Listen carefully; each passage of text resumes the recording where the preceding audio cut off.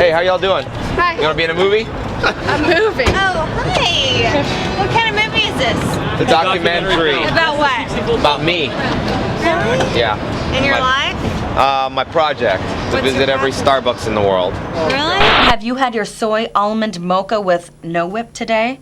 If you thought you were a Starbucks fan, wait until you meet this guy. Coming up, we're going to talk to a man who's gone to the same chain of restaurant thousands and thousands of times. He's on a caffeine-powered quest to visit every corporate-owned Starbucks in the world. We're going to talk to a man who drives thousands of miles, sleeps in his car, spends his hard-earned cash, pretty much all of it, to visit Starbucks. I'm talking about every single Starbucks in the world. That's his goal. I'm not making this up. What is his deal? We're going to find out next.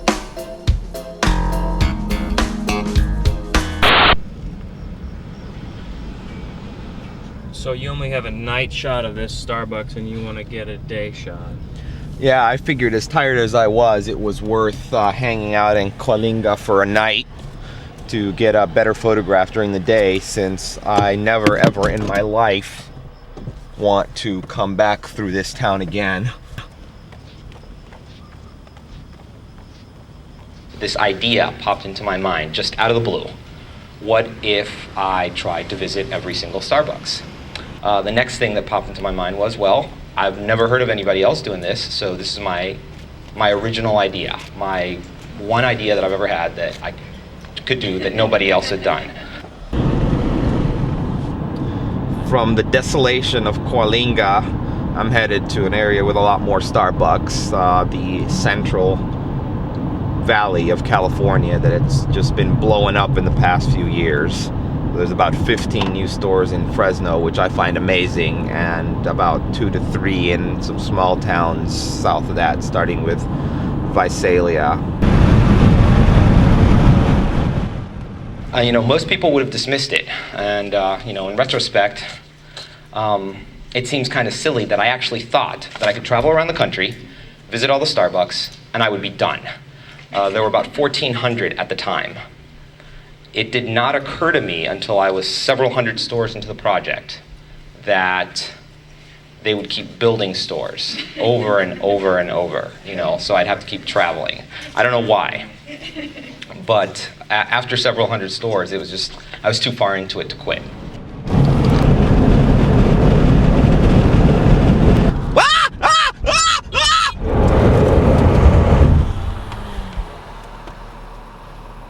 It really got kind of annoying being around him at one point, because he was always kind of cranked up and wired. It was always like, he smelled like coffee too. I mean, because, you sweat it out, man, you do. I mean, it's like if you drink that much coffee, it comes out of your pores. I mean, you pee it out, and you smell it and everything. And it was just getting kind of annoying at times toward the end with him. And I try to be very laid back, and I get kind of annoyed. And maybe it's just me, but I get a little annoyed when people around me are so jittery and rung up, strung up and all and stuff like that. And that was the one point where I was just telling him, like, man, just ease up on this, please. Ease up on drinking it. It's only been a couple of years since I rode through this area and visited all the new stores, so I can't quite figure out how they built all these new stores. It's insane, because Fresno is not that big. Just look at the map and you can see that it's not that big. So where are they putting all these new Starbucks, and where are they getting the people to staff them, and like who's going to all these Starbucks? It's insane. To me, drinking a whole bunch of like mochas, like if you visit 20 Starbucks in one day and you decide that you need to take a shot at every one of them, that's, after a while, that's like you're taking speed or something. I mean, all joking aside, I mean, it's caffeine and it's a stimulant. I was also concerned, I was also worried about him, like right after 9/11, he was like driving around the country, visiting Starbucks, and sleeping in his car, taking pictures of Starbucks, and he would call me wearing like a cell phone headset, from Starbucks, like outside in the middle of the night when it's closed, taking photos of it. This was like after 9/11, and so I was telling him, man, you better be careful with this, because, it's like I was kind of concerned that, the authorities or police would think that he was like some terrorist, like, scoping out, casing out Starbucks. Say, I'm looking for the Starbucks coffee. Oh, I don't know, I'm not from here. All right, thanks. Excuse me. You know where the Starbucks coffee is at? Go across the bridge, go to the next light after you cross the bridge. There's actually two bridges. The one that goes over 65, Yeah. that's the bridge you're gonna cross. The next light, you take a right. All right, thank you. That's the wrong Starbucks. He gave me directions to the wrong one. That happens a lot too. He doesn't know that I'm looking for the, he doesn't know or doesn't care which one I'm looking for. What I'd like to know is, copy from each one. question, who's funding your campaign to visit all these stores? Oh, it's pretty much a big money pit. A money pit, huh? Yeah, I'm getting some revenue through advertising. Yeah. And I got paid $750 to speak at the University of California. Yeah. And sometimes I get paid. Ah, god damn it! Fuck! Did you spill the coffee? Ah! Sorry, your car will smell good for a while. No, I've spilled so much coffee already, but I've got my comic books back here, and I've got that stuff that I don't want to get. Other than that, I think it's crazy. Dr. Stephen Weiss from Three Rivers Community College in Norwich, Connecticut, and Jennifer Zenker, an abnormal psychology student of his. She's an abnormal student. She's a student in abnormal psychology, and you are a topic of discussion in an abnormal psychology class. How do you feel about that? Well, I can definitely see how somebody that with a psychological bent, like students in a psychology class, would take a look at my project and wonder if there was something out of the ordinary, or possibly bordering on the mentally ill of me. What struck you about Winter when you first read about what he was doing that you thought, hey, this guy might make a good case study for my class? I looked at it from a couple of perspectives, really. One thing is that from a cultural perspective, I mean, someone that is only working, I guess, to support this hobby, sleeps often in his car in I believe it was a Walmart parking lot. I think it said in the article, or some parking lot. Some people might think that that's a little strange. Kind of the obsessive compulsive personality disorder, the way he made lists, the way that everything had to be perfect when he, did this to make it count. Some of my other group members thought that there was a possibility of bipolar disorder because of the way that he would get depressed sometimes, and then his manic stages would be when he was visiting all the Starbucks. We thought that he fell close to maybe narcissistic. What does narcissistic mean? That they enjoy, being the center of attention, that they are very into themselves. They think that they're kind of, better, I guess. They want to be the center of attention. They want everybody to, look at them. Hi. I was hoping somebody would recognize me. That's just human nature to be suspicious of anything that's different. And there's no denying that the way that I live my life is very different from the way ordinary people live. But that doesn't mean that it's a disorder, that I have some sort of disorder. For the past 8 years, he's been traveling the world, trying to visit every Starbucks in the world. He's been to over 5,000 stores. 5,000 Starbucks, dude? Wow. What do you think about a guy who dedicates his life to doing that? Oh, sexy. You think it's pretty cool? Pretty cool, man. What do you personally think of Starbucks coffee? Oh, it's great, man. Hot stuff. Do you frequent the Starbucks? Frequent the Starbucks all the time, dude. And what do you like to drink there? Frappuccino chai lattes. I think it's sexy, honey. Oh, thanks. Starbucks, man. Thanks. We got a mosey.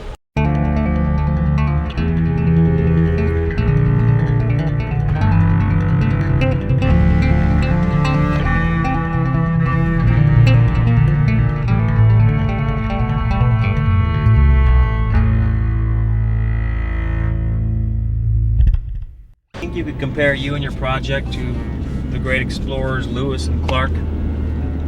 No. Why not? What are the differences?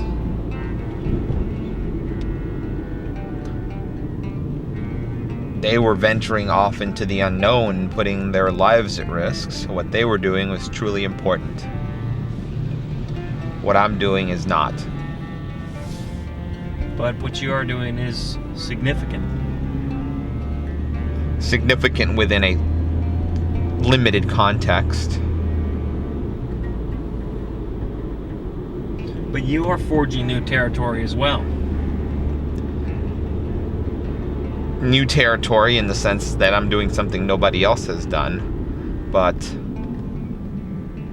it's nothing that's really going to benefit anybody.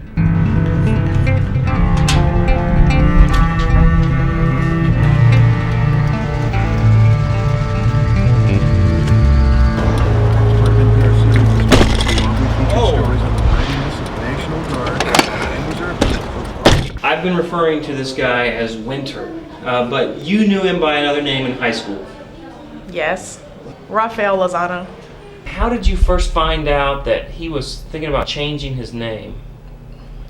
Well, he just told me he had changed his name. I mean, I was very surprised, and I told my husband. He got mad. He said, I go by Winter now. It's not Raphael anymore. I was like, okay, Raphael. And our contact after that, he always corrected me. I was like, okay, he's serious. I was like, wait, did you really change your name? He was like, yeah, it's legal, everything. And I was like, I know he told me something about computer hacking and didn't want people to find him or something like that. I don't know. When I just graduated from college and started working in micromedia, I started having some emotional problems. I went through periods of hypomania that shifted to deep depression where I could hardly work. I tried Prozac, that didn't work. I tried Depakote, a couple of medications. None of that worked. I definitely thought he was paranoid back in Austin. I just up and in a hypomanic fit, wrote a note to my boss and just quit my job. What was his philosophy on life, if you can recall, that he told you about? It was very different.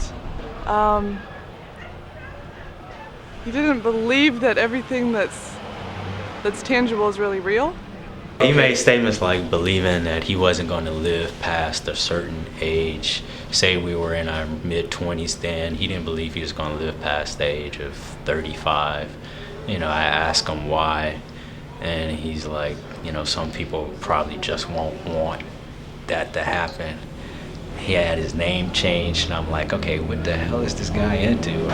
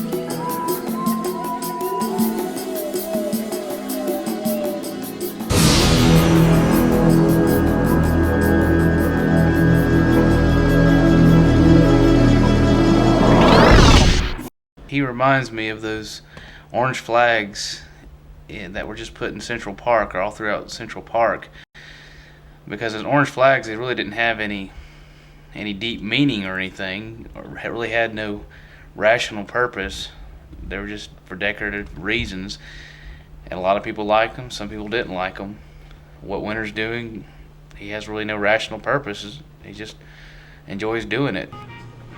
This is the new Starbucks in El Cajon, California, just east of San Diego, and I happened to learn that the store is opening its doors for the first time today, and I decided to try to come be the first customer. I just moved into the area, yeah, so I've been here for a couple months. I've seen the sign coming soon. I've been looking forward to the grand opening. I set my alarm just as a last minute deal, and then once I woke up and saw that there were partners parked in front of the store waiting to get in, I quickly pulled in front of the store and ran in front to mark my spot. I especially wanted to get here a few minutes early just in case there was a chance to be the first, but obviously it means a whole lot more to Winter, so he's the man. Being the second customer is not the same as being the very first customer. This is America. Number 2 doesn't count for anything.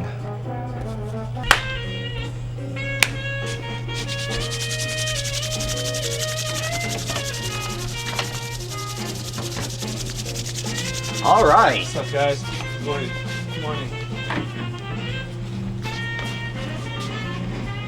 Winter's a star. Strike up the band. Did I get you away? The receipt that proves that I was the first customer at this store, based on the fact that it has the date and the time, and nobody else has a receipt with an earlier date and time. Let me get a close-up of that. I won't frame the receipt, but I will add it to my collection of more than 10 receipts of stores that I've been the first customer at.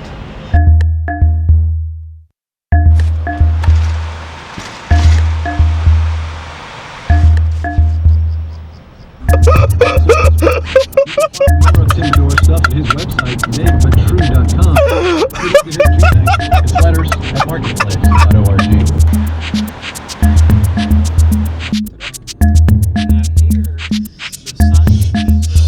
What if I soaked my socks and my briefs, after washing them of course, if I soaked them overnight in coffee, then let them dry before putting them on? If I did this long enough, would my body just start to acquire a permanent coffee smell?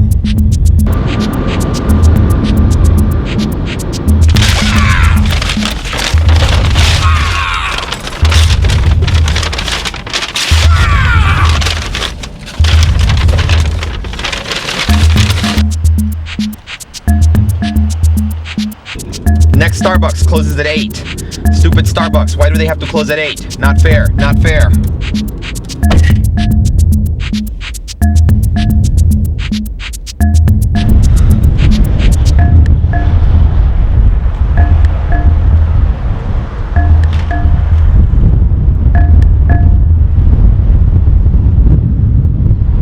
I mean, you know, when he would travel around to like all parts of this country and the world, I would ask him, gosh, you know, you were in New York, did you see any of the sites and stuff like this, or California or whatever, you know, what tourist sites? Because, you know, naturally when somebody like visits another city, a friend of yours, you ask them like, well, what tourist sites did you see? Winter would just kind of tell me that he didn't really see anything, he just went to check out this new Starbucks. And I always just thought, God, what a waste. I mean, it's just like you spend all these miles and this time, you're driving around, you're flying around, you go to London or whatever foreign country, and you're just going to see Starbucks. Winter, we're in rural Alabama. Then this is a town... Yeah, you could definitely call this rural Alabama. This is a town without a Starbucks. Is that kind of like flyover country to you? Pretty much, although if I had more time, I don't know, I might pay $5 to see this little museum of Pioneer, Alabama. I don't know, maybe $2. Looking at a map makes me feel good because I start thinking of all the places that I can go. So, you know, I'm a computer programming consultant. You know, I move from assignment to assignment. Sometimes it's a really good assignment, sometimes it sucks. But no matter what the job I'm doing, I know that at the end of it, I can hit the road. Things start to, in popular culture and literature, start to have a deeper meaning for me because I've actually been there.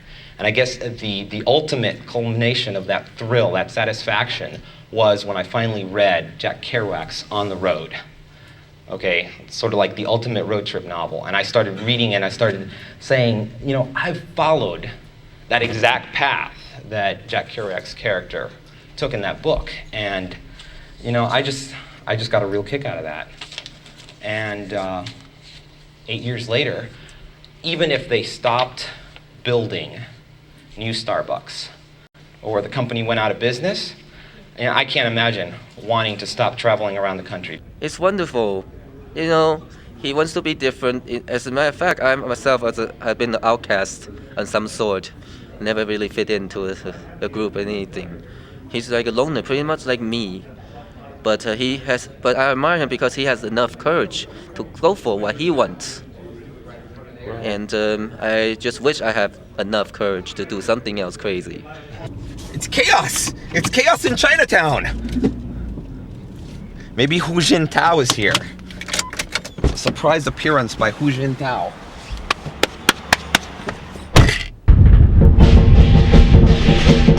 Have you ever had a marching band play for you at a Starbucks, Winter? No! What do you think? It's all for me. It's all about me.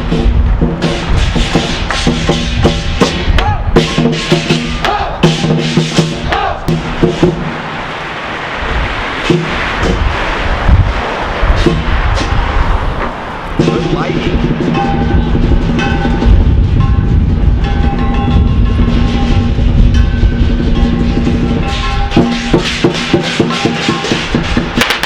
Whoa!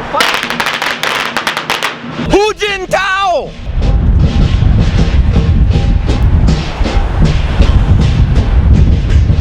The barista seemed to think that I should try decaf. Little does she know. Jody. I've never really interviewed you about Jody. How did you meet her and kind of go through the course of the relationship? Well, Jody found me. She saw I think she caught the end of a Food Network show called Unwrapped. I was watching a show on the Food Network that he was on, and I caught the tail end of the show, and there was something else that was featured on the show that I was interested in, so I went online to the Food Network website, and I found the page and happened to just have a link to his site, and so I thought I would check it out. We just had a Starbucks that opened recently in Springfield, and so I thought I would email him and see if it had made his list yet, and I did that, and he wrote back and the correspondence started that way. I'm attracted to people that are a little bit eclectic, a little different than myself. It's almost as if we're destined to be together, but don't let her hear me say that. It was just like he was an old friend from forever, and I think we hit it off really well. So you guys have a really good connection. Yeah, I think so. I think so. You said you kind of have a thing for B-list or C-list celebrities, and in fact you said that you met one last night. I did. Tell me about your fascination with these kinds of people and who you've met, and It's not necessarily a fascination with B-list celebrities. I just think it's fun, and I don't know why. What is the B-list celebrity that you met last night? Screech from Saved by the Bell. What's that actor's name? Dustin Diamond. Yeah. And how was that? He was a little rude. He was a little rude. It was fun. You know what? It was my birthday, and it was just an experience, something to do. What class of celebrity would you include yourself within? If there's a ladder and A is at the top, I would say I can't be any higher than F, maybe as low as J.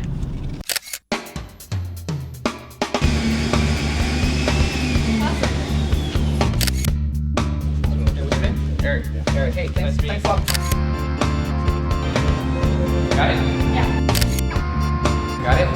It makes such a weird sound. I've heard about you, dude. Like, so cool. Can we take your picture? She was pretty excited and they all wanted photographs. It's becoming a regular thing now. No problem. Bye. So long, y'all. Bye. I like to get out and meet the fans. With the goal, of course, of having everybody on the planet know who I am. We're signing autographs. All right, what's your name? Jason. I signed an autograph on a large venti cup. I've done that a few times. I've pretty much signed everything. Cups, aprons, mugs, napkins, just piece of paper, receipts. The only thing I haven't signed is like a girl's breast, but that's the ultimate when a girl tells you to sign her breast. Hey, well, I appreciate your enthusiasm. Thanks, Good to meet you, guys. Jason. Good to meet you. Here. This is where things get tricky. I'm trying to visit a bunch of Starbucks in a short amount of time, and I'm trying to get a sample, but then sometimes when I get a sample, I get asked to sign autographs. At that last Starbucks, I had to sign like 4 different autographs. So I'm trying to get out of there quick, but of course, you know, I gotta oblige the fans, and plus they gave me a sample coffee. So I think that's awesome what he's doing, and I'm very proud of him. And he's trying to go and get on and go. and do your Let's go. thing. Let's go. I'm very proud of him. Bye. That was crazy, man. Oh, that was Winter, crazy. That was a genuine celeb moment. That turned into like a whole crazy media event thing. That was wild. I had like 4 cameras on me at the same time.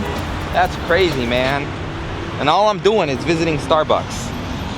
With the World Wide Web, we have these instant celebrities that just pop out of nowhere, like the Numa Numa dance guy, or the Star Wars kid with the lightsaber tripping over himself. Okay. So you know, we've got those instant celebrities. We've got on the other end people that have actually done something important. You know, like artists, movie stars, leaders. So you know, I'm trying to ever since I started getting all this attention, I've been trying to figure out, okay, where do I fit in? And you know, I'd say it's somewhere in the middle, because you know, I'm not an instant celebrity, but certainly I'm nowhere in the category. I haven't really done anything important. Very excited, very cute baristas putting their arms around me, man. Took all my energy to contain myself. And they all had camera phones. Yes, everyone has a camera phone. And they all wanted pictures of you. Yes. Winter, the celebrity, the Starbucks guy. Minor celebrity. Winter was given a couple of tickets to go to England on the Wayne Brady show. Yeah. And he had 2 tickets, and he was only one person, and he selected you to go with him. I know. I feel so special because I got to go to London, and I wonder if he chose me because I'd never been overseas before. And how was your time in London with Winter? Basically, we split for the days. I went and did touristy things and checked out all the sites, and then he would go to Starbucks, and then we would meet up at the end of the day for dinner. So he's kind of jittery when he's drinking a lot of coffee every day. So, and when he sleeps, he gets up and every probably half hour or so, and he's always got a headache, and he's, you know. So by the end of the trip, we were just kind of like not at each other's throats, because Winter doesn't really, you know, offer that kind of emotional thing. So we just kind of stopped talking by the day we left. Okay. King's Dominion. Winter, you're out going from Starbucks to Starbucks. Why are you going to King's Dominion? Well, apparently there is a Starbucks, a licensed or fake one, in King's Dominion, and coincidentally enough, just yesterday I received an invitation from the company spokesperson to come visit the Starbucks, since she was offering complimentary tickets to get into the theme park, and I live nearby. This is down in Richmond, Virginia.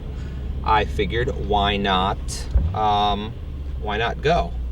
$8. Yeah, we're gonna have to talk to this guy. Hey, what about parking? We're here at the gate, and it's like $8 for parking. Is there some way you can get us through? Can you talk to the parking attendant, like on the phone or something? Hi, I've got Sarah Lovejoy. She's the company spokesperson on the phone. This is a media event. It's just a phone. Hello? Hello?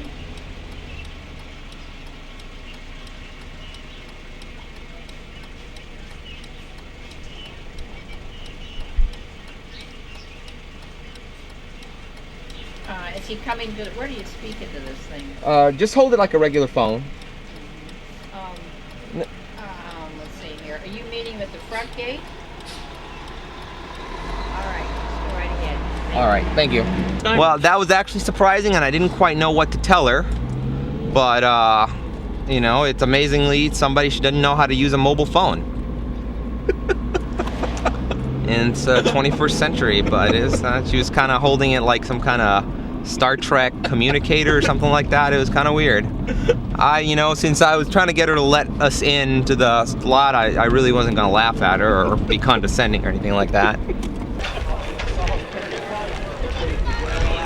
Sarah Lovejoy should have left a couple of tickets for Winter. Okay, can I get your name and your ID? No. No? I didn't bring it. I left it in the car, and we're running kind of late. I'm the only person named Winter. There's nobody else named Winter. Why are people afraid of a chipmunk? What just happened over there? It's a chipmunk. Is that real? Yeah. Oh, he wasn't kidding. I thought he was kidding about chasing a chipmunk.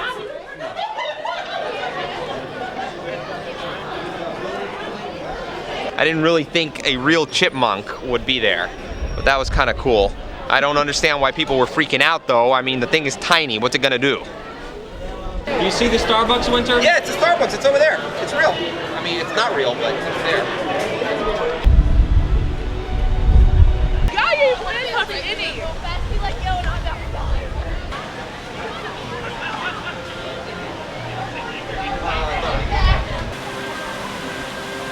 All right. Let's see how this fake cup of coffee tastes.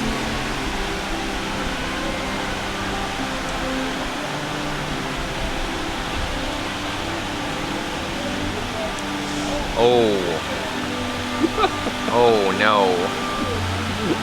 What's the problem? Not quite the same. That was ranks among the top fake Starbucks I've ever been to. The one in the REI in Denver's pretty cool, but so is that one. That would be the first amusement park I've ever gotten in free, thanks to my Starbucks project. Now, those free tickets don't compare to the free tickets to London, but you know, you can't laugh off a $46 value. The Starbucks at that King's Dominion park was actually very pretty. It's almost sad that it's fake. Now see, the thing is, let me tell you, I've downloaded every single one of Winter's pictures. He has over 6,000 digital pictures on his website. I've downloaded every single one of them. It's on my Macintosh at work, and every 5 minutes a new picture comes up. So all day long at work, it's like I'm traveling along with Winter, and there's such great pictures. There are pictures of every place in the United States, of strip malls and parking lots and shopping malls. And I just love looking at it. I have it on my computer at home, my computer at work. They're great pictures. Do try to put some effort into taking the best photograph that I can. And I really think in the future, his pictures are sort of like a picture of America, but the real America, not like these giant canyons and forests, but strip malls and just like seedy like streets and like, you know, like just mundane stuff. But that's what America really looks like. That's what I love. That's what I love about Starbucks. Starbucks is just a part of our environment now. You know, it's not like good or bad.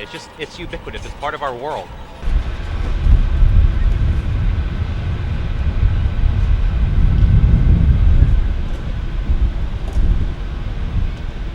Excuse me, sir. Do you think you could pull up just a bit? I've been waiting to try and get a picture from here. Thank you. Just like right up there. You actually ask a cabbie to move. It really doesn't cost the guy anything to move up there from here to there. And now you've got the clean shot that you want. No, I don't, because there's a tree here, see? This is the coffee from the Starbucks in Watsonville that I had not finished drinking. So either I'm going to drink that before it evaporates, or I'm going to go back to that Watsonville store. How did that spill, Winter?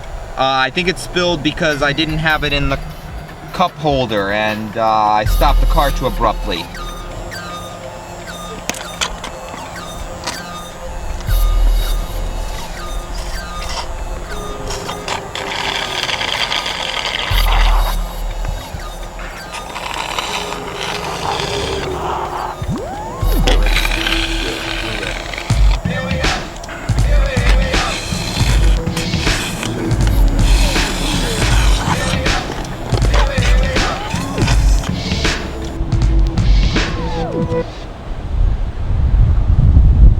You enjoy going to strip clubs?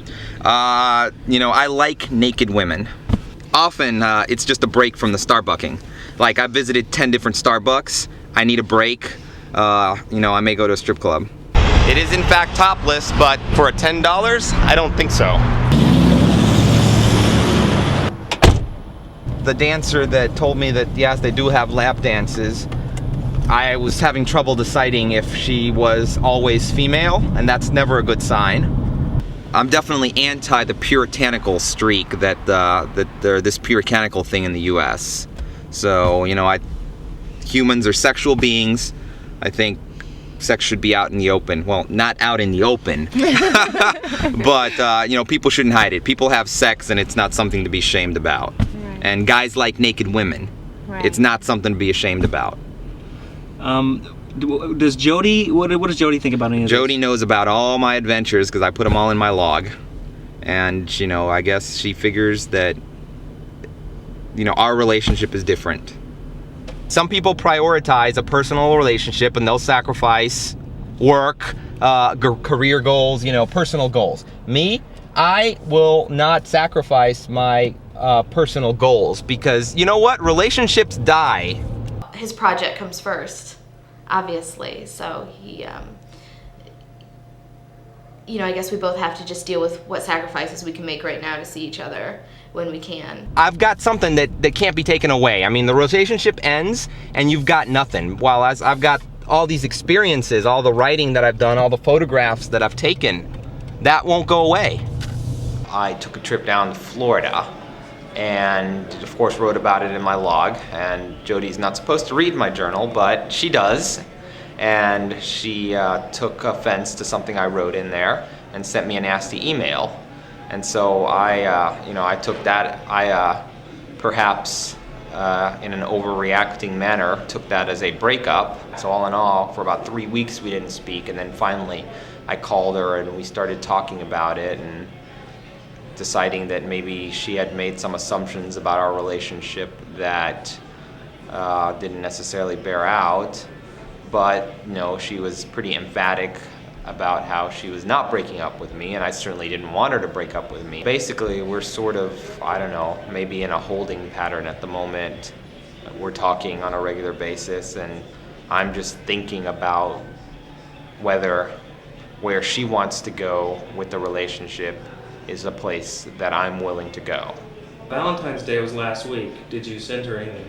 No, unfortunately, I didn't think that, given the circumstances, we were at the stage for sending Valentine's Day gifts. It was a little bit disappointing, but I'm sort of cursed that way to be alone on Valentine's Day. She sent me one of those electronic Valentine's Day cards, greeting cards. I hate those. A lot of people go home for the holidays. They, you know, they spend time with family for Christmas. Today is December 26th, 2004. And tell me about your Christmas.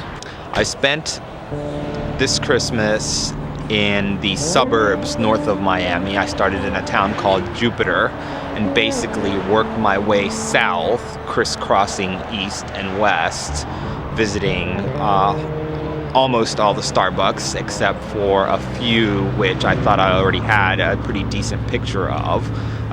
There was roughly 80 in the greater Miami area, so I wasn't going to get them all, and I ended up re-photographing about 22 of them and photographing 26 in all. Tell me, how did you spend Thanksgiving Day about a month or so ago? Typically Thanksgiving doesn't really mean anything to me, and so since I've started working on this Starbucks project, I've taken it as an opportunity to travel. Nothing matters but Starbucks right now. Nothing matters. Nothing else matters. Whatever happened between you and Jody? I know you broke up, but how did all that... It seemed like she just started flaking out on me and I couldn't get a good explanation, so I finally just had to break it off because I didn't want to deal with the uncertainty. Was that the longest term, long distance relationship? That was the longest relationship I'd ever had. Were you upset about it, or? I'm still upset about it. Yeah, Jody and I were very compatible. I'm very sad that things disintegrated. But that's all right, because there's a teenager in Westchester County that has the hots for me.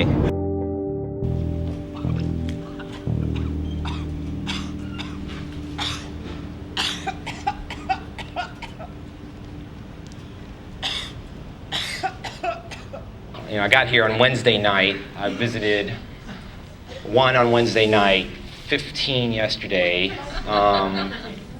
12 today. So I'm 3 short of my 20 a day target. Tomorrow, I hope to break my record in the Orange County, Riverside County, San Bernardino County area, and my record's 28 news stores in a day. I hope to break that and do 30 or more. This is The Overnightscape, online at theovernightscape.com. I am your host, Frank Edward Nora. I'm going to have an interview a little bit later on in the show with Winter from StarbucksEverywhere.net. I am attempting to break my record of 28 new stores in a day. LA is about the only place I could break this record because they build so many new stores. I have a target of a store every 30 minutes. If I actually keep to that target, I'd visit 38 stores. And here we go. We're calling Winter. Hello, this is Winter. Hey, Winter. This is Frank Edward Nora here on the Overnightscape. So how many Starbucks have you visited today? Just finished the 18th one. Wow. So just to let people know, today your goal is to visit 28 Starbucks. 29. 29. Would break my record. Okay. 30 is the target that I set, but 29 would be all it would take to break the record. On my big day, I'm keeping copious statistics.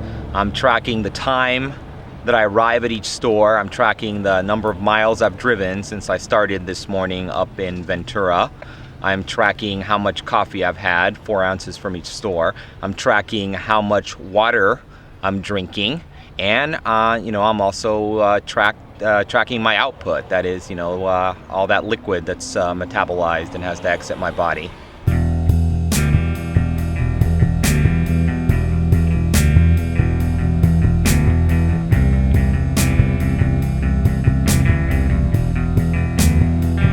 In about 6.5 hours, running about 30 minutes off schedule.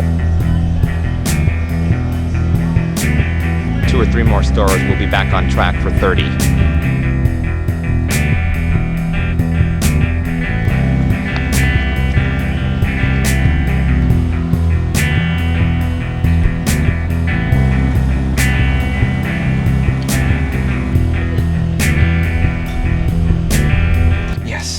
Number 19. We are almost back on schedule.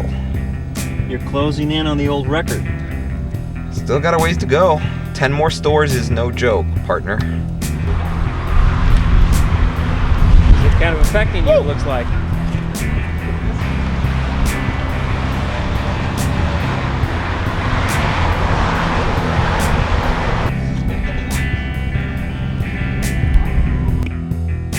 Ah! Fuck! God damn it. 23. I think we can safely say at this point you can wave your old record goodbye. Anything could happen. I'm starting to itch. It's happened before when I've consumed massive amounts of caffeine. I assume that it's an allergic reaction. I am not going to make it.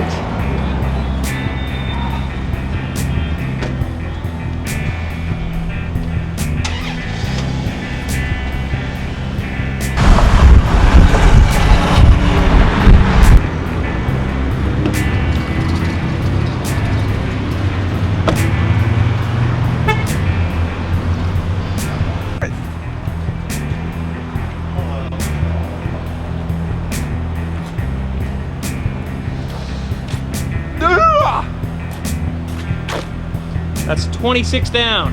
Yeah.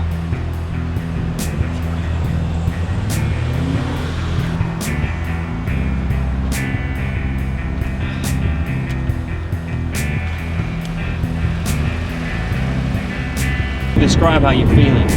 I am queasy, nauseated, bloated. I feel like I'm going to throw up. About the only good thing is that I don't have a headache, maybe because of those pills that I took. I feel like I'm going to hurl at any moment. Maybe 4 or 5 cups of Joe will help you. Ah! Do you think a donut? Donut! Will help soak up the caffeine? Donut!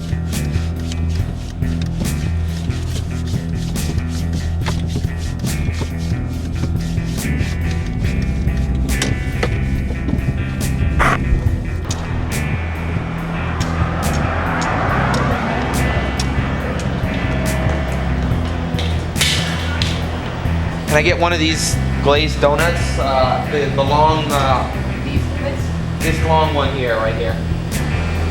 I don't know if the donut's gonna stay in my stomach.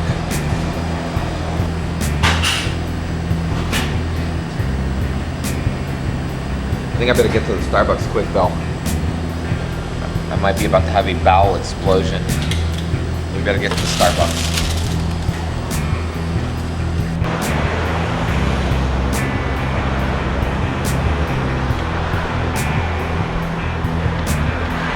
That's 27. One more to tie, 2 more to win.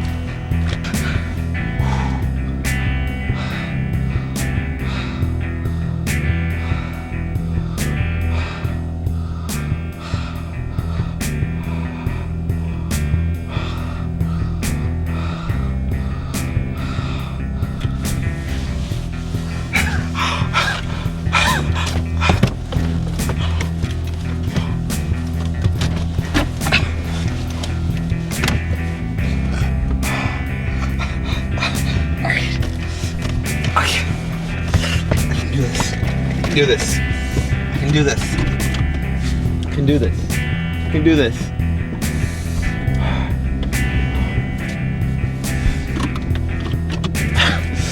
Probably think I'm on drugs.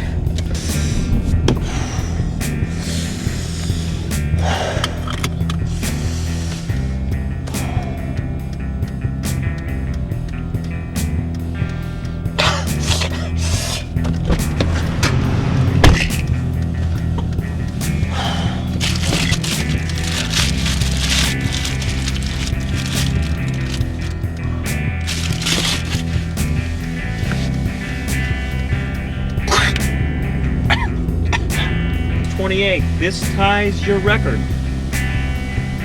If I make it. Yeah, let's go. Let's see what I can do.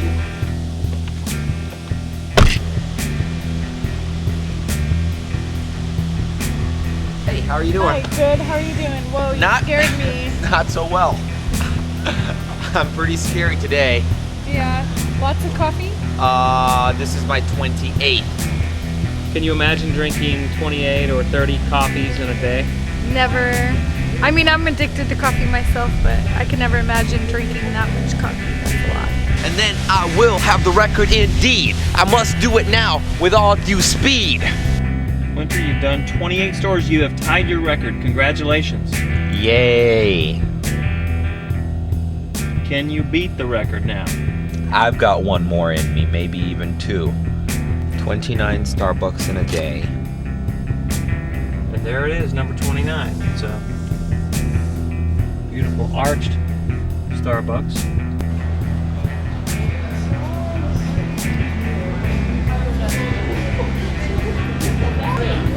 Winter, you did it. Congratulations. Thank you.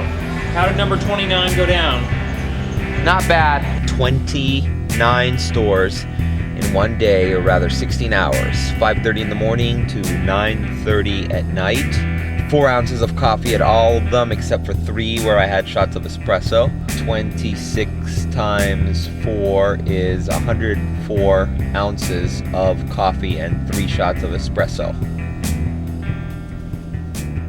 How do you feel to have accomplished that?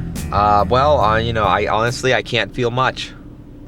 I've never really delved into knowing who Winter is and his family and stuff like that, but I've kind of gotten this feeling or sort of hint that maybe when he was young he traveled around a whole lot, his family moved around a whole lot. So to me, I don't know, in some ways I think it kind of makes sense, the whole Starbucks as this universal living room. It's like wherever he goes, whatever part of the country he goes to, there it is, there's this living room. It's the same living room wherever you go. It's kind of like your home. I actually have thought of just doing nothing but moving from Starbucks to Starbucks all the way across the country. If I could ever get a programming job that I could just do from my laptop. You could just go to a Starbucks, hang out there till lunch, go get some food, go to another Starbucks, hang out there till dinner, go get some dinner, go to another Starbucks, and then go sleep in the dumpster, and then start the whole cycle all over again. I used to assume that I had to be in comfortable surroundings, okay? I had to sleep in a bed and things like that. Well, and a lot of people assume that. After driving around the country for a while and spending a lot of money on motel rooms, I started to get into situations where I just couldn't find a place to stay. Or I'd be driving between cities and I couldn't get to the next place where I could find a motel. So I just started sleeping in my car.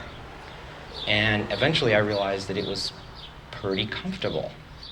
Not long after I'd laid down, I saw a cop car pull into the gas station. I can see the lights reflected in my window that he's pulled up right next to my car. I'll be glad to talk to you if you turn that thing off. Oh, you won't talk to me with it on? No, sir, I will not. Well, He's being dispersed from you, okay? Okay. That's all you need to know. He's being dispersed because they don't want him on the property. And he's got money to get a room, and he don't want to get a room, and they're not going to let him sit back there, okay? You can go walk right back to your room. I'm going to stand by with him until he leaves the property. Okay. Okay? With not having much to do, he has time to scope out every parking lot of every business to make sure there's no evildoers about. I've probably had more than 50 encounters with law enforcement in the past 8 years. Most of it's been speeding. Most of the time I was guilty. But it's the cases where I wasn't guilty and I knew there was an alternative motive. Yeah, everybody knows from listening to the news that the police abuse their powers. But after you've experienced it over and over again, you get a different perspective. They keep looking at me like the children of the corn.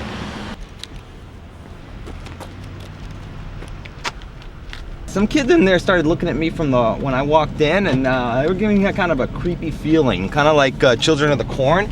In fact, I think I got the feeling that they're on some religious shit right there. I think they're on some Bible study group, so they're probably brainwashed and stuff. And they're gonna start slashing people up at some point. That's because that's what religious people do.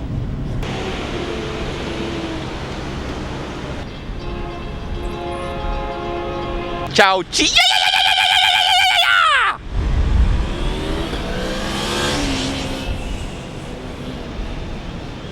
Does it ever get old to you? Day after day, just rushing from Starbucks to Starbucks. I mean. Oh yeah, it got old a long time ago. But a goal is a goal, pointless though it might be. If I bought 4 double shots, which I know that I did because I have them back there, and a double shot is $1.95 times 4 is $7.80. It's $4.45. Something's wrong there. Fuck, man. $4.80 is $10.20. But this says $10.30. There's a 10-cent discrepancy. Now, if I were to give you a dime, would that cover it? No. No, I have to figure out what happened. It's important to keep track of where every penny goes. You never know when those records might come in handy. I mean, I might need them to recreate some important piece of my life that happened 5 years ago, and the only way that I can piece it together is by figuring out what I spent where, and it might trigger some kind of memory. Just very important to keep records. How much was a donut you ate this morning? 60 cents.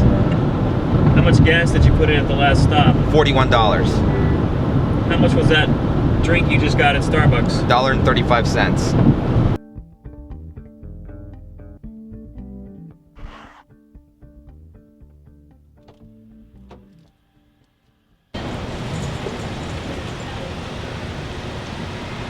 You are referred to, I guess, as the Denny's guy. Sometimes in certain circles, yeah. Now, tell me what this is all about. My goal is to visit every single Denny's before I die. And about how many Denny's are there? About 1,600 worldwide, I think, give or take. And how many stores have you visited? I think around 300 at this point. I'm kind of taking a casual pace towards the whole thing. I've definitely got a bit of obsessive compulsiveness in me, surprise, surprise. You are here today to meet with Winter. With Winter, yeah. Some other crazy guy who goes around and visits all of some franchise store. Winter. Oh, hey. Hey. Hey there. How are you? Very good. You ever tried the coffee at Denny's? I have had the coffee at Denny's. We'd be there till after the Starbucks closed. We'd be at Denny's sometimes till 2, 3, 4 in the morning. So I had the coffee to stay awake. It always tasted weak. So it doesn't compare to Starbucks? No, it tastes weak. I've never been to Starbucks. What's that? I've never been to a Starbucks. I entered a Starbucks once, but I have not ordered anything. If Denny's started serving Starbucks coffee, would you guys become mortal enemies? And we can go together. We have we can share in gas money. They wouldn't be real, so I wouldn't be visiting those. What counts as a real Starbucks? Company owned. Denny's franchises. Starbucks doesn't. So this place has been 5 years and you haven't gotten here. Oh, it's been here for a long time. I It's been here understand. longer So since why I've haven't been you here. gotten here? I like to go when there's a reason to go. Ah. I like to put something. I like to have Denny's either bookmark something or. What if it closes? Then I've missed my chance. Denny's come, Denny's go. It's an imperfect world. Yeah. Well, I mean, it's okay if you go after and it closes later, but if you don't go and it closes, then I lose sleep at night. It's one I don't have to go to. We're headed to a Starbucks, a new Starbucks for me, and the very first Starbucks experience for Jason. Run! Try. Yeah, I have to keep your pace.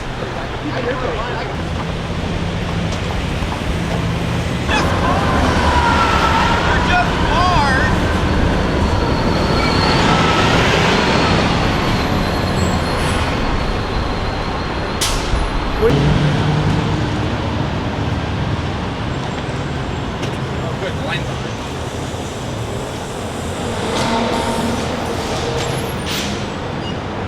First Starbucks coffee ever. Scalding. I can't really feel my tongue right now, and that'll last for a while. I'm gonna take another few sips to try to get the roof of my mouth all dripping off of me too. That'd be good. So with this delicious coffee, you gonna be a Starbucks regular now?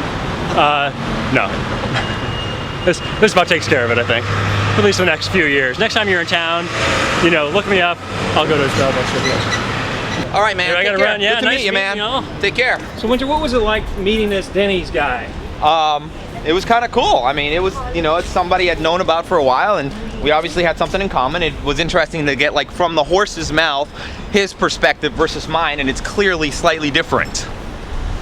I'm obviously a little more, dedicated, obsessive about it than he is. He's a little bit more laid back, but, then he smokes weed, so that's not, he does weed, I do caffeine. What do you expect? Caffeine is my drug of choice. And I'm feeling pretty drugged up. I'm gonna get more drugged up. Finally, I hit Scotts Valley. It's been open, I think, 3 or 4 years, and so it's the oldest store that I have not yet visited. And there was always that worry in the back of my mind that it might close down. And if it closed down before I got to it, I'd have to kill myself.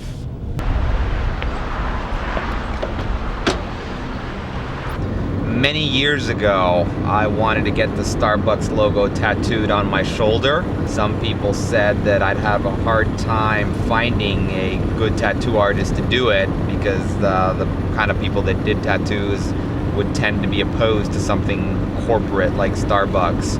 I'm not out promoting Starbucks.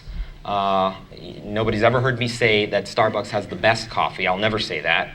I'll never tell anybody to go drink Starbucks coffee. I always say that the reason that I'm doing this is to do something different. And it just happens to be Starbucks. The way I see it, it's an issue of the free market. If people want to support a local chain, they will, and it'll exist. Some people will point out that Starbucks has engaged in some unfair competitive market practices. There's rumors of them putting pressure on a landlord, not the least to a competitor. I believe that probably goes on, and the reason is that humans are flawed, and any large corporation that employs a large number of humans, some of those are going to act in ways that aren't necessarily fair and aren't necessarily the best for society. That's almost unavoidable.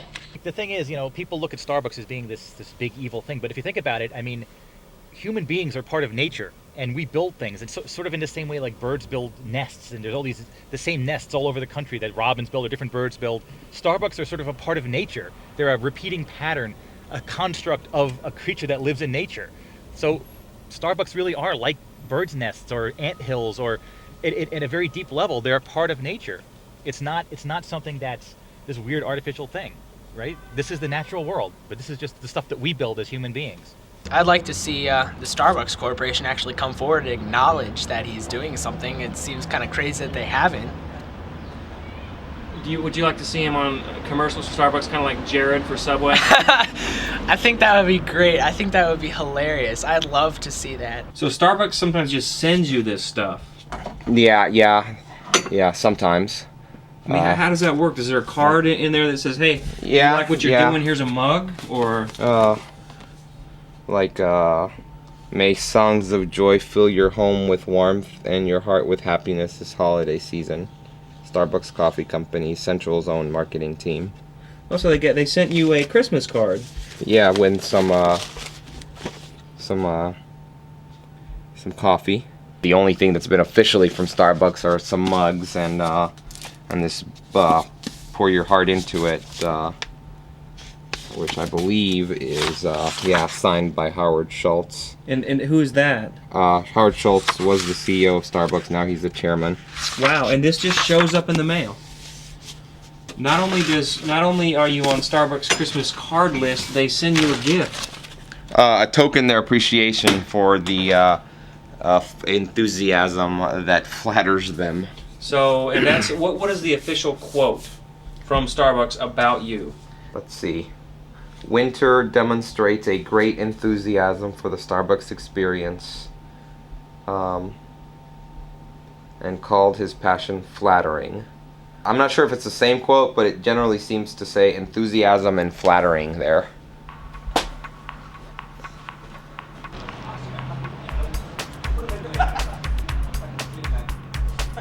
People assume that I'm an expert on coffee, but that's really not the case, since I pretty much stick to regular drip coffee. Starbucks keeps on introducing all these other drinks that I've never sampled, and I really have no particular desire to sample, because my project is not about coffee or love of coffee.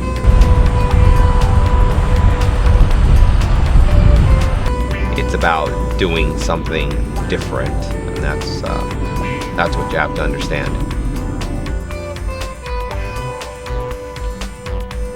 You cannot imagine how much I love this. Just being out on the road, driving from city to city. When I'm in one place, all I can think about is just getting on the road. I think it's like bottled freedom. Just taking a sip of bottled freedom.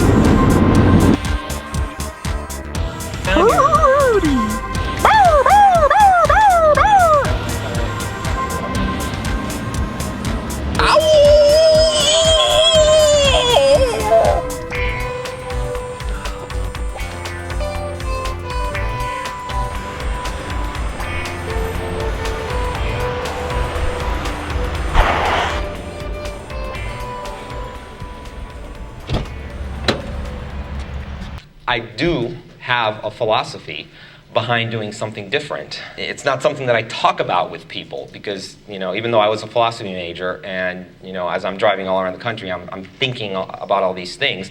I don't really talk about them with people, and this is actually my first time really talking about some of this stuff. But, okay, this is the way I look at it. It's been clear to me for a while that in the 21st century, people should not be struggling for survival. Mankind has a level of technology that should allow all of our basic needs to be satisfied. Okay, that's food, water, shelter, clothing, medicine. Okay, all that should be taken for granted. Granted, do people still need to work? Yes, well, there's certain tasks that need to be performed to keep society running. But do people need to work 40 hours a week at those tasks? Or, in many cases, 80 hours a week, at those tasks? I say no. I say that, let's say, for example, people should only work 10 hours a week in order to keep society running. What then would they do with the rest of their time? Well, they'd be working on seeking greater knowledge. They'd be working on self-improvement, self-actualization, and just dreaming up new things to do. whether it be traveling around the world to see every Vermeer that exists, or going to every national park, or just coming up with something totally abstract like visiting Starbucks. People say that my task is pretty pointless. I say that struggling for survival is pointless in the 21st century. That's not entirely true. I can't go to somebody in a third world country who's struggling to feed his family and say, what you're doing is pointless. You need to come up with something more abstract to do, because the person has to feed his family, and mentally he's not going to be even capable of understanding what I'm going to say. What I'm saying. Now, let me be clear. I'm not saying that the person is the farmer in a third world country is stupid. No, I'm not saying that because he's a farmer he can't understand what I'm trying to say. No, it's that most of the 7 billion people on this planet live in this paradigm of I have to orient my life around survival, around getting a job so that I can survive and get the things that I need to survive, like food. And, I look forward to a world where survival is assumed. You just assume that you're going to have everything you need to survive, and you're going to spend most of your energy trying to think of how you can actualize yourself, how you can improve society, how you can improve knowledge, and basically how you can find a higher purpose than survival. So if I have any kind of philosophy behind what I'm doing, which seems abstract and meaningless, it's that that's what people should be doing. No, not visiting every Starbucks, but people should just be doing something that is not oriented towards surviving and struggling and getting a job. In the 21st century, we should move past that. He has a great passion for something in life, and he's going after it. He's a lot deeper than I thought it was. I thought it was just some guy doing, hey, I'm going to do this neat thing. He's an amazing individual. I have a whole new respect for him and his project. I think everyone needs to do something that is different, follow what they want to do and not try to just be happy, situated at home, doing the same thing all the time. It's awesome. I think it's awesome because it's a huge project and it doesn't have really any boundaries. They're all over the place, and he's going to have a lot of hard work on his hands, and hopefully get it done. I don't know. I really admire him. Bottom line, I've been having fun for 8 years. Now, do you really have to probe any deeper than that? If I'm having fun, why change? Well, some of them in the group use words like he was eccentric and maybe not the average Joe or whatever, but by no means was he suffering from a mental illness. Others in the group went so far as saying, I wish I was like him. I wish I was more like him. They were almost envious, I think, of him. I got the feeling that they looked at him almost with this, this rebel without a cause attitude. At a bare minimum, I've given a lot of people a look at Starbucks all across the country. If nothing else, that has documentary value. But from a personal standpoint, I think I've grown a lot because of this Starbucks project and changed and learned about myself. 5 years from now, if I found out that he was still at this, I would not be surprised. 10 years, I probably still wouldn't be surprised. So I expect he'll be going after it for quite a while. I don't know about a mark in history, but I think as long as I keep my website up, as long as my website stays up after my death, I don't think people will forget me. Hi, my name is Winter, and for the past 8 years, I've been on a mission to visit every Starbucks in the world. I've visited 4,800 so far across North America, Europe, and Japan. My one rule is that I have to drink coffee from every location, a minimum of a sample. Do you think you can offer me a sample of coffee?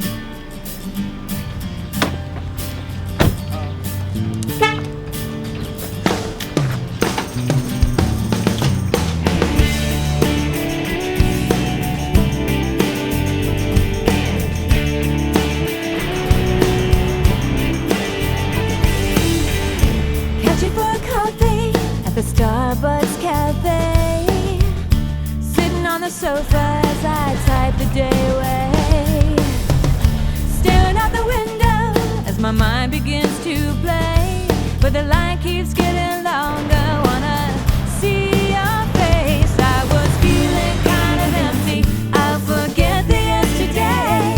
I'll just think about tomorrow. Hope you're on your way. Time is drifting at the Starbucks cafe, dipping my biscotti in my cafe latte. There's nails in that tree. Fuck that. Something's gonna change. Can't wait to kiss you at the Starbucks cafe. Lots of people dragging through the day. Shot of espresso just to stay awake. Listen to the music. Can you hear it as it plays? I'm looking at your picture. Come on, make my day. I was feeling kind of empty. I forget the yesterday. I just think about tomorrow. Hope you're on your way. Time is drifting at the Starbucks cafe, dipping my biscotti in my cafe latte. Yeah, I can feel it. Something's gonna change. Can't wait to kiss you at the Starbucks cafe. I'm waiting for you. I'm sitting pretty at a table for two.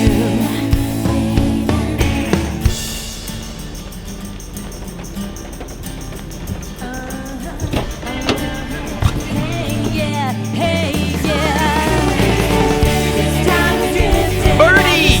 Birdie!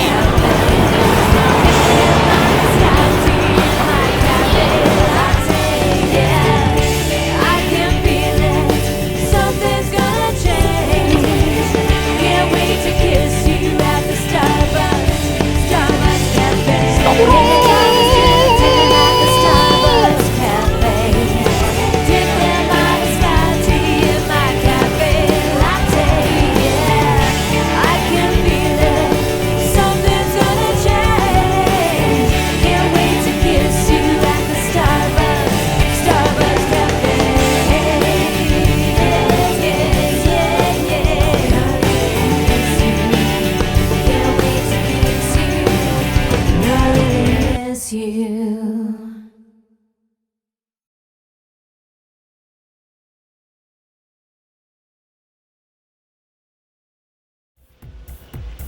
Dude, you need to zoom in on the girl sitting on the couch because she is fine.